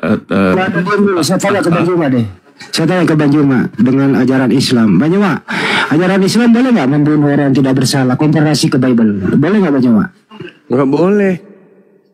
Nggak boleh. Barang siapa yang membunuh satu jiwa yang tidak dihalalkan, yang tidak dibenarkan untuk dibunuh, itu sama halnya dia membunuh seluruh manusia. Nggak boleh Bang Andi. Oke. Bang Andi izin info dulu boleh nggak Bang Andi? Karena ini udah ngelunjak. Karena kalau dulu cuma niru-niru doang, oke. Tapi sekarang mereka bikin cara yang berbeda, melive-kan Bang Zuma agar dapat gift coin. Setelah itu, ketika orang telah terstigma bahwa itu adalah Bang Zuma, kemudian mereka membuat Bang Zuma ini seakan-akan menghina kekristenan. Karena setelah kita pantau selama ini, mereka meniru Bang Zuma. Setelah meniru Bang Zuma, mereka itu mempraktekkan cara-cara Bang Zuma, tapi setiap Kristen yang naik memang dipancing Kristennya untuk naik, tapi begitu naik langsung dihina-hina Tuhannya. Misalnya ya pahamlah, untuk menghina bahwa Bang Zuma ini adalah seseorang yang suka memfitnah kekristenan gitu. Nah sekarang model yang kedua dia buat, live kita malam hari ini disiarkan di akunnya dia, seakan-akan itu adalah akun Bang Zuma. Yang dia cari bagaimana kemudian orang terstigma bahwa itu benar-benar Bang Zuma. Lalu kemudian nanti dia akan memfitnah Bang Zuma. Jadi nama akunnya Bang Zuma 02. Cari aja Bang Zuma 02. Followernya 3000. Itu langsung di report rame-rame teman-teman. Mulai dari sekarang. Nah karena udah ngelunjak. Kalau niru-niru doang masih oke. Bang Andi aja ditiru. Nah gitu. Disampaikan Gurunda. Izin. Assalamualaikum warahmatullahi wabarakatuh. Waalaikumsalam warahmatullahi wabarakatuh. Kalau gitu sekarang gue tambahin di YouTube juga, ya ada yang namanya yang mendengarkan di sana. Kalau Anda masih punya etika, yang namanya YouTube-nya Mualaf Channel YT, itu sekali live 12 channel dia live kan, semua Bang Juma tanpa izin. Ya Mualaf Channel YT atau satu lagi siapa Kang? Catatan Islami YT. Catatan Islami YT, Mualaf Channel YT ini satu orang yang punya sekali live 12 channel. Semua Bang Juma. Nggak etika namanya. Boleh Anda tapi ya izin dulu lah. Oke, saya abangnya Bang Juma, saya sekaligus adminnya, saya keberatan. Karena Anda tidak ada izin untuk itu. Makasih. Makasih Bang Andi. Ya, jadi kalau ini benar ya yang disampaikan oleh Dinda Daman, berarti mereka memang sedang berupaya untuk menjerat saya gitu loh. Karena mereka kemudian tidak bisa melawan argumentasi saya, maka mereka berupaya untuk menghentikan saya dengan cara-cara seperti ini. Kalau itu betul, ya artinya kalaupun sampai ke meja hukum dikasuskan, maka justru mereka yang akan kena karena mereka menggunakan akun bodong, ya, akun tipuan demi untuk mencelakai Bang Zuma. Ini Bang Zuma, itu, kayak iya. Bang Zuma sekarang, tapi nggak pakai official. Kena tombak kayak Daman tadi. Oh nggak bisa ya? Oke. Kena tombak nanti. Oke. Cuma Jadi, bedanya nggak pakai official, Nah, nggak pakai official. Jadi Ya. izin bantuannya untuk di-report karena udah ngelunjak. Nah, kalau dulu niru-niru aja orang pasti bisa lah membedakan mana suara Bang Zuma, mana yang meniru Bang Zuma. Kalau sekarang dengan ide menstigma seakan-akan itu Bang Zuma, dia live-kan sebulan Bang Zuma terus. Karena live-nya rame dan orang nge-gift-nya banyak. Maka ujung-ujungnya mereka akan menggunakan akun tersebut untuk menghina kekristenan. Seakan-akan itu adalah Bang Zuma. Nah jadi seakan-akan mereka ingin membuat kita itu yang muslim terpengaruh hilang respect terhadap Bang Zuma. Nah itu yang jadi parahnya masalahnya. Ya silakan dilanjutkan. Jadi gini ya teman-teman yang live di YouTube juga ya. Bang Juma itu objek sasaran loh, rumahnya. Semalam aja ya didatengin orang-orang yang tidak bertanggung jawab. Kalian enak-enak melaipkan Bang Juma tanpa koordinasi dulu. Tidak dilarang, tapi apa salahnya Anda naik ke sini izin dulu sama kita? Anda enak duduk 12 channel Anda laipkan. Benar-benar anak. Satu channel 12 live. Iya, satu channel 12 live. Terus kemudian Rampok ya. apa maksudnya gitu loh? Semata-mata bukan dakwah namanya itu. Itu semata-mata cari kesempatan dalam kesempitan. Untuk itu yang punya siapa namanya?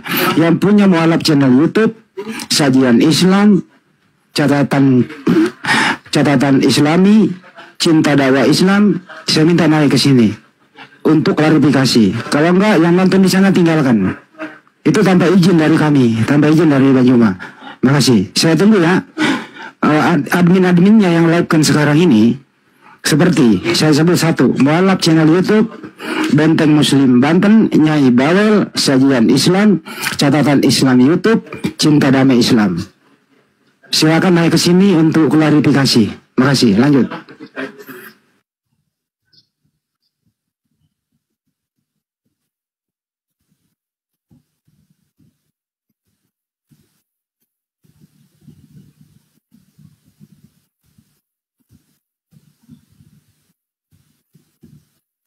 Tadi udah turun ya? Udah turun dia, nggak apa-apa. Kasihan dia nggak bisa jawab. Nggak ada nilai sama sekali. Nggak ada. Hanya, tapi ya mudah-mudahan dapat hidayah lah. Amin, amin. Jadi cara kita menyikapi ini gimana Bang Juma? Yang saya takut yang seperti tadi kan. Begitu udah orang percaya ini Bang Juma, ya kan? Nah, terus mereka memperlakukan sesuatu yang tidak pernah diperlakukan oleh Bang Juma. Itu yang kita takutkan. Dan memang tujuannya kayaknya itu. Nggak, kalau sekedar mungkin men-replace Bang Zuma, kemudian cuma nyari duit aja, oke. Masih oke, masih kita bilang oke. Tapi setelah itu mereka sewengkan dengan apa namanya tuh, ketika orang udah percaya itu Bang Juma, nah mereka akan menghilangkan respect daripada orang-orang terhadap Bang Juma. Karena itu orang emang benar-benar belajar karakter Bang Juma, teman-teman. Emang belajar karakter Bang Juma, cara dakwahnya Bang Juma, bahkan mencoba setitik meniru daripada suara Bang Juma. Itu parah.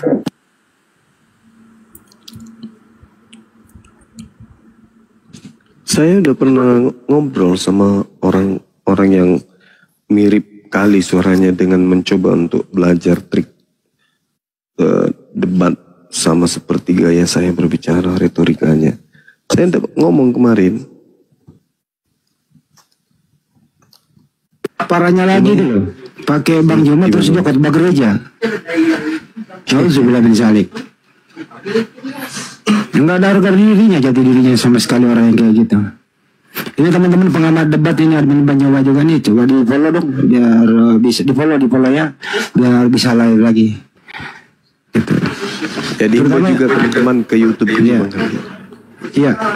Yang di YouTube, ya di YouTube Bang Juma teman-teman, insya Allah kami target Zulkifli Mabas itu kami target 1 juta subscribe. Belum ya sekarang. Ya 1 juta subscribe insya Allah di tahun ini. Masa yang Bang Juma yang bicara, Bang Juma yang di target, terus ada orang hanya duduk doang nggak kenal siapa orangnya, kok Anda yang lebih nonton di sana tanpa menonton asli yang Bang Juma yang mana begitu. Sekali lagi saya ulang ya, tidak semua yang ada suara Bang Juma itu channelnya Bang Juma. Yang channelnya Bang Juma Zulkifli Mabas, selain itu nggak ada. Jadi Anda jadilah penonton yang cerdas. Jangan sampai Anda juga karena tidak tahu, mulai malam ini harus tahu. Itu kira-kira, semoga semua yang melakukan Bang Juma kalau bisa izin dulu. Kita sesama muslim, kalau Anda muslim harus beretika. Terima kasih.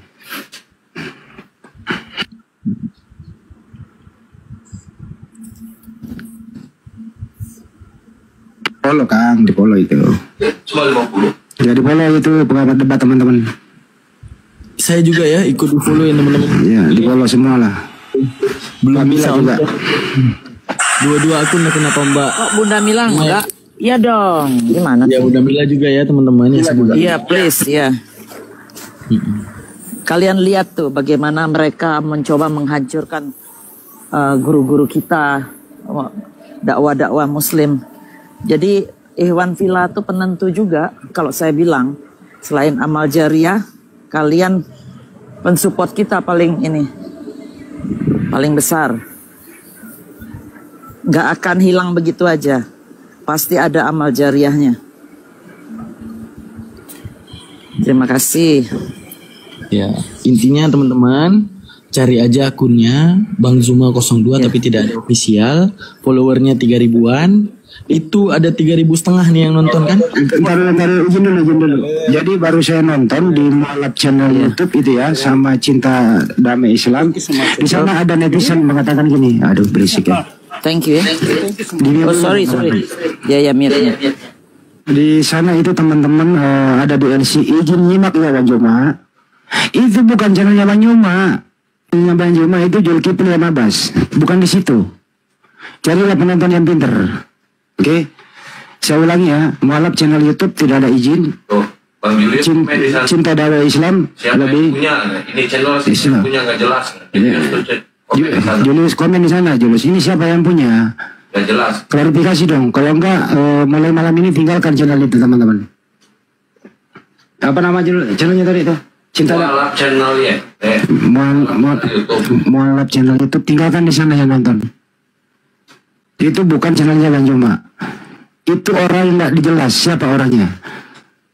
Saya yang ngomong, saya tanggung jawab. Saya humas api. Lanjut, Bang Damang. Ini channel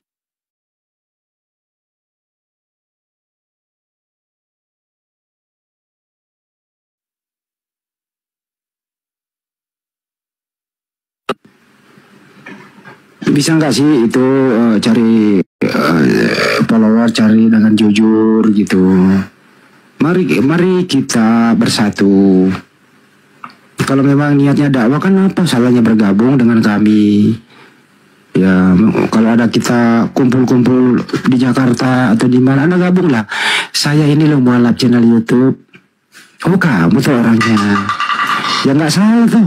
Nah, kita berjamaah bersama gitu loh. Kenapa mesti main belakang teman-teman? Nggak ada gunanya main belakang begitu. Sekali live satu channel, live-nya berapa? Kan 12. Buat apa coba 12 kayak gitu? Ya, carilah penonton yang dewasa ya teman-teman. Di sana lagi, apa kabar Bang Juma? Assalamualaikum Bang Juma. Kalau dibilang itu bukan channel Bang Juma, masih aja nyapa Bang Juma di sana. Gimana sih Bang Juma ini? Pusing kepala Berbi nih. Ya, apa? Kabar baik Bang Andi. Akun yang tadi udah berkat Ikhwanul Muslim kita udah terreport, alhamdulillah ya. Jazakallah semuanya, jazakallah yang telah memelihara nama baik Bang Juma ya. Jazakallah yang udah bantu nge-report. Udah terban, alhamdulillah ya.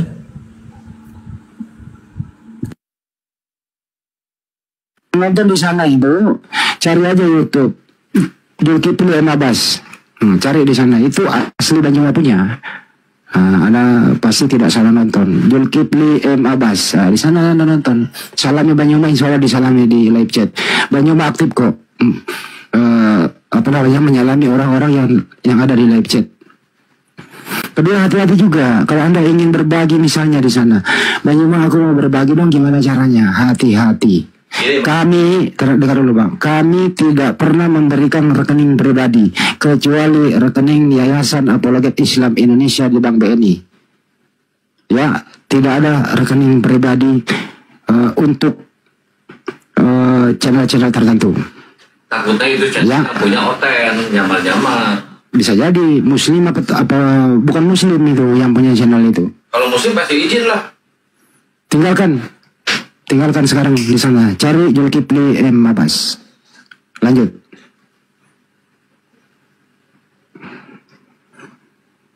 Atau kalau enggak, Anda datang ke Komal Arif RH Official. Silakan naik di sini, kita bisa saling kenal satu sama lain. Betul, Bang Taman? Betul apa betul? Bang Andi, insyaallah. Ranah pikirannya tuh gini teman-teman. Ya, ini kita langsung bongkar. Karena yang namanya melive-kan dari YouTube, itu mereka itu tinggal nembak dari TikTok ini, terus mereka main dengan anaknya, mereka santai, mereka mancing, mereka main layangan, mereka main PS.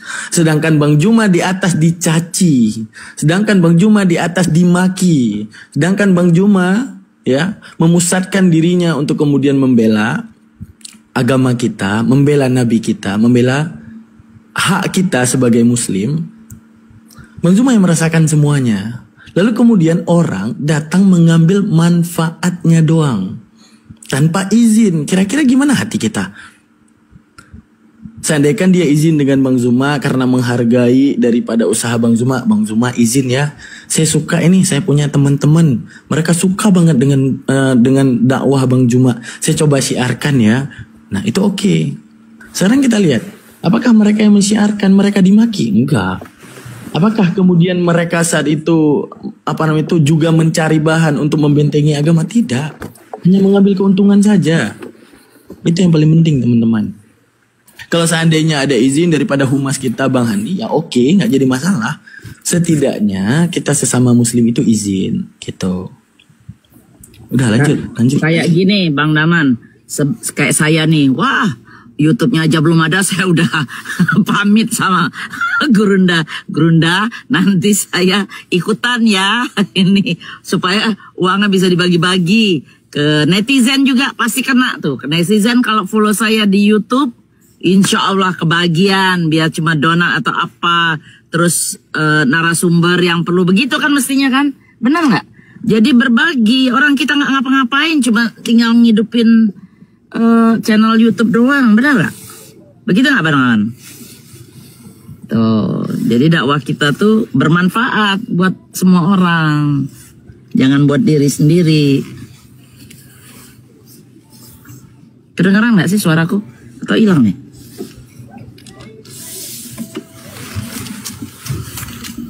Terima kasih ya teman-teman yang sudah teredukasi.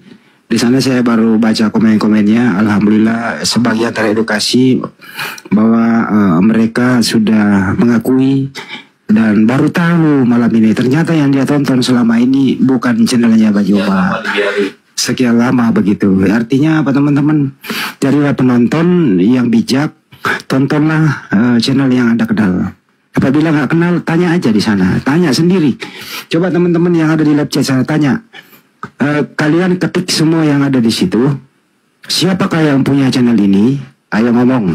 Tuh, ketik di sana teman-teman. Siapakah yang punya channel ini? Biar adminnya menjawab. Kalau admin tidak menjawab, tinggalkan. Berarti dia benar-benar bodong. Lanjut. Ya kalau gitu lanjut diskusi ya Bang Andi semuanya. Bang Zuma, jazakallah, itu saja infonya. Biar ada slot buat attend. Izin. Ini siapa Akang ya? Jangan lupa di-follow ya. Tuh di follow akunnya Akang, akunnya Daman juga ya teman-teman ya. Jazakallah semuanya, izin ya Bang Andi ya, biar ada slot buat attend. Ya di follow teman-teman pengamat debat admin Bang Juma, di follow ya. Biar ya, di bisa follow teman-teman, follow. Buka live. Oke, saya itu di follow ya. Saya izin ya Bang Andi ya, Bang Zuma, Gurunda semuanya. Itu saja infonya teman-teman yang di bawah, jangan sampai tertipu lagi. Jangan sampai tertipu lagi, cek dulu akunnya, apakah benar itu akun Bang Zuma. Jangan sampai mereka ingin mencoreng nama Bang Zuma, justru kita yang mendukung pencorengan nama baik Bang Zuma. Oke, izin Bunda Mila semuanya, Ustaz Arif, Bang Andi. Assalamualaikum warahmatullahi taala wabarakatuh. Waalaikumsalam warahmatullahi wabarakatuh. Ayo Iwan Villa yang belum follow akun narasumber termasuk akun saya, ayo berapa ribu sih yang nonton kok aku bisa lihat? Berapa ribu Bang Handi? 3.000 ya? Kok di saya nggak kelihatan ya? Apa itu Bunda? Yang ini sekarang yang nonton 3.000-an ya? Ya, 3 kilo.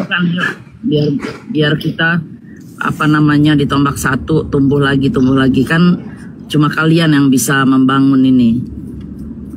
Apalagi Bang Zuma tuh kesian banget, baru naik sebentar udah kena lagi.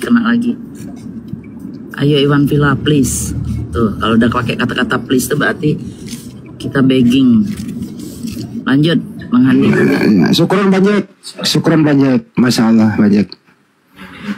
Teman-teman yang masih nonton di channel Mualaf, channel YT itu, tulis aja, ketik di bawah, siapakah yang punya channel ini? Adminnya jawab dong, adminnya jujur, saya. Nah gitu loh, sebutkan namanya gitu loh. Kalau perlu kasih nomor telepon supaya orang bisa hubungi gitu loh. Jangan gelap-gelap lah. Nggak dilarang kok, nggak dilarang. Yang penting izin dulu sama kita, berjamaah bersama, saling kenal satu sama lain. Jadi lebih banyak dakwah Islam. Kalau Anda bukan Islam coba. Kalau Anda bukan Muslim, terus pakai channelnya namanya Bang Juma, kasihan orang Muslim yang nonton di situ, terpesona namanya itu. Terpesona apa tertipu sih? Tertipu apa terpesona? Tertipu lah. Oke. Ayo, Bang Arif, lanjut Bang Arif. Silakan. Kembali kita diskusi. Mohon maaf ya teman-teman, kalau saya baru mengumumkan malam ini karena saya didesak. Sebenarnya saya nggak mau, karena saya sebagai humas, saya didesak baik oleh pembina, pengawas, divisi-divisi yang ada di Apologet Islam Indonesia. Saya didesak sebagai humas. Humas itu ada saya, ada pengamat debat Akang, dan ada Bang Aang, ada bertiga saya. Saya didesak untuk menyampaikan. Karena ini memang tugas saya, jadi saya sampaikanlah. Kira-kira begitu, semoga semua menonton sebagaimana yang Anda tonton harus Anda kenal. Kenalilah channel yang Anda tonton, itu yang penting.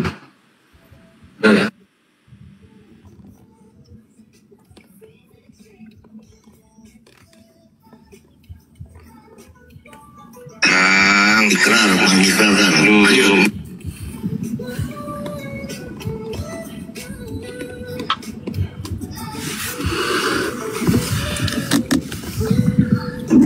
Halo Bang Arif, Ustaz Tata silakan.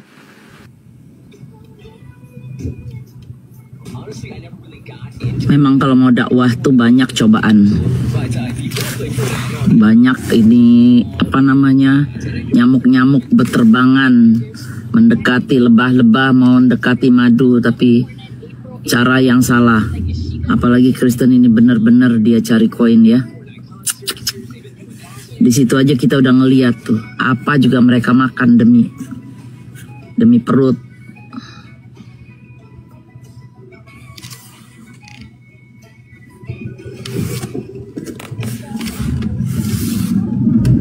Hostnya mana nih Bang Arif ini, host? Jangan tidur dong. Yang baru lagi Pak Toto, silakan Pak Toto.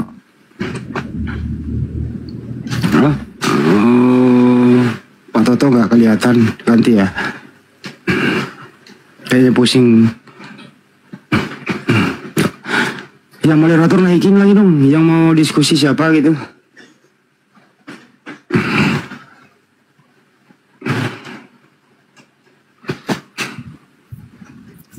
Mana yang mau naik, silakan. Terutama yang punya channel di sana saya undang ke sini deh. Siapa ini? Tunggu waktu, selamat pagi. Tunggu waktu, selamat pagi. Selamat pagi. Assalamualaikum. Nggak ngomong. Gantian. Ada yang channel-channel yang disebutkan tadi, bisa nggak naik bergabung sama kami di sini? Bisa? Saya tunggu ya. Pakai nama apa? Minta naik lah ya. Ketik di bawah, minta naik. Soalnya saya naikkan.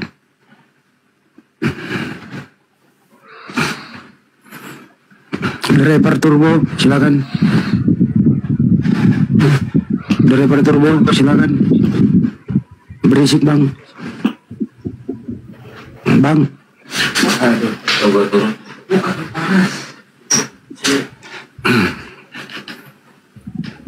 Driver turbo silakan. Lu kena apa?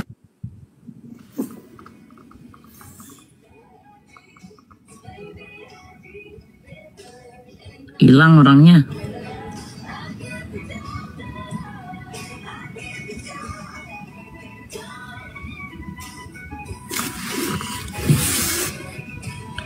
Pada kemana?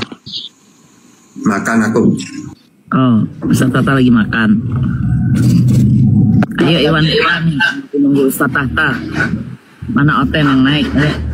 Itu siapa tuh? Jericho. Assalamualaikum warahmatullahi wabarakatuh. Waalaikumsalam warahmatullahi wabarakatuh. Aku suka kuliah. Bagaimana kabar? Sehat, Bang. Semua saudara-saudara semua. Alhamdulillah. Alhamdulillahirabbil alamin, dalam keadaan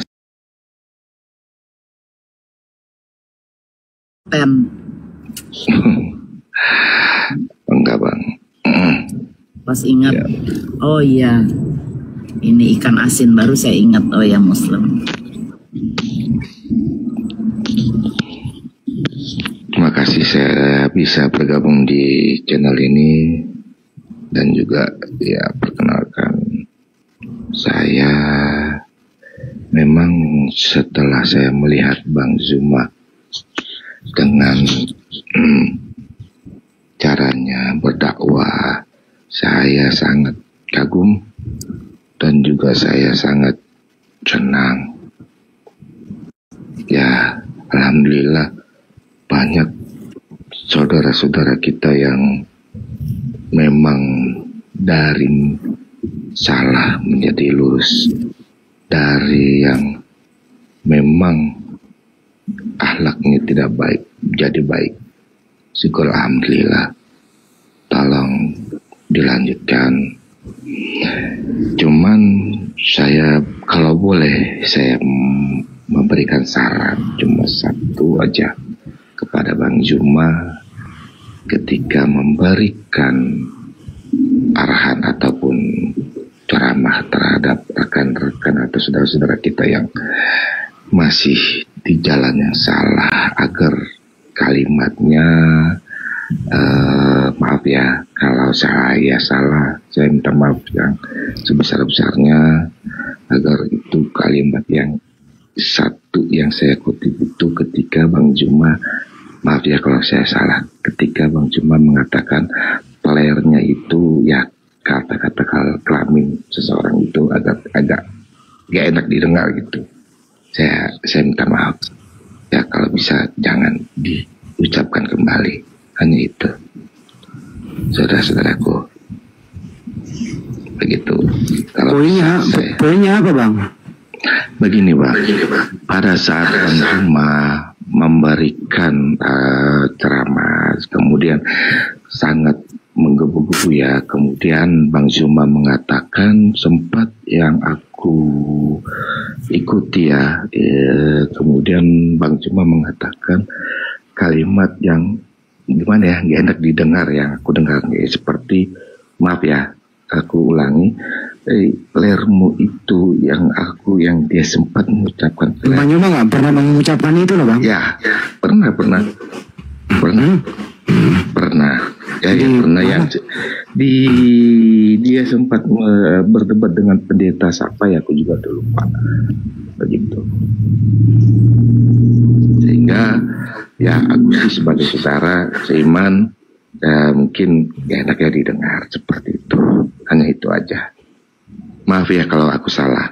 Cuman agak nanti rekamannya aku coba cari deh ya. Aku dulu lupa itu dengan pendeta siapa itu ya. Dia sempat mengatakan hal-hal yang seperti itu sehingga menggebu-gebu apa kalimatnya gitu yang gak enak didengar di telingaku gitu. Maaf ya kalau aku salah Bang. Maaf. Apa dari sisi lain aja? Ya aku menyampaikan. Gantian Bang, gantian. Oke. Dari sisi lain kok Bang Zuma, ya Anda ini ngomongnya kalau kritik seperti itu. Iya. Gantian Bang, gantian ya. Ya. Gantian kritik membangun, tapi enggak semua itu kan terlontar karena ada sebab akibat. Iya. Ya, mestinya kalau bisa adil lah, bahwa tidak mungkin seorang Bang Zuma mengucapkan itu. Taruh, saya lagi ngomong Bang. Ya, siap. Atau abang dulu deh yang ngomong, silakan. Abang dulu, saya silakan. Jadi kalau mengkritik itu membangun, nggak apa-apa sih. Ya semua manusia kan tidak luput dari kadang dinamika dalam berdiskusi. Tapi nggak mungkin lah seorang Banyuma mengucapkan tanpa ada sebab akibat. Mungkin lebih parah sehingga seperti itu. Itu pun kalau ada. Dan setiap Banyuma itu selalu minta maaf kepada siapapun apabila ada kata-kata yang tidak pantas. Jadi sepertinya kalau permintaan maaf dari Banyuma yang nggak usah diulang lagi. Itu namanya direduksi kembali, akhirnya menimbulkan ada apa. Tujuannya seperti itu. Lebih baik selesai ya sudah. Itu kira-kira ya Bang ya. Banyuma orang bijak kok. Kalau salah ya salah, dia minta maaf. Ya, dan itu pasti ada sebab akibatnya, oke? Ya betul. Iya, kasih. Ya, aku minta maaf kalau memang kritikanku ini salah ya.